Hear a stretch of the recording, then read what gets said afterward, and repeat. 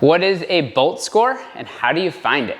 So a BOLT score stands for blood oxygen level test, or some will call it body oxygen level test. And it is essentially a measure of how well you buffer carbon dioxide, which is basically what's going to tell you when you need to rebreathe, how long you can hold your breath, and how long or how quick you are to become breathless in movement or even in everyday life. So to assess your BOLT score, ideally you're going to do this immediately after you wake up, so you're at like your maximally rested position.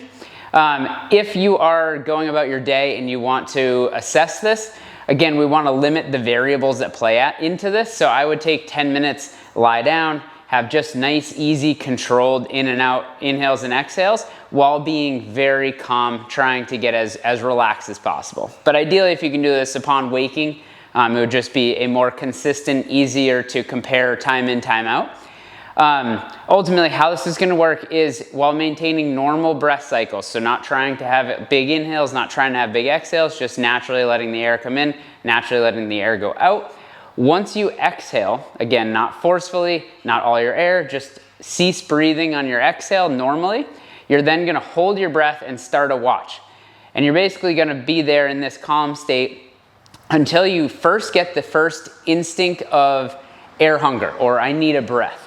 Once you understand that, you'll feel that, you'll stop your watch, and that time is going to be your BOLT score.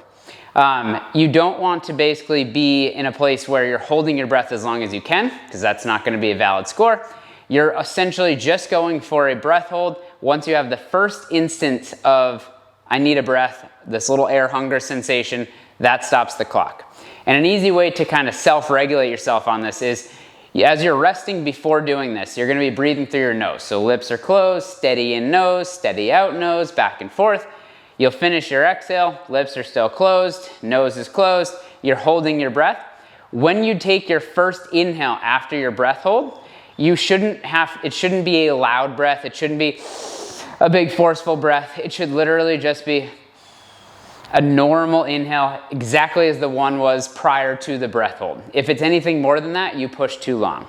Now, that score is going to be indicative of basically how well you buffer carbon dioxide. Carbon dioxide is what goes to your brainstem and is that sense of I need a breath. So if you're swimming underwater and all of a sudden you're like, holy smokes, I need to get to the top because I need a breath, that's a buildup of carbon dioxide. It's not a depletion of oxygen. It's actually an increase in carbon dioxide that kicks your brainstem, and it's basically a safety mechanism.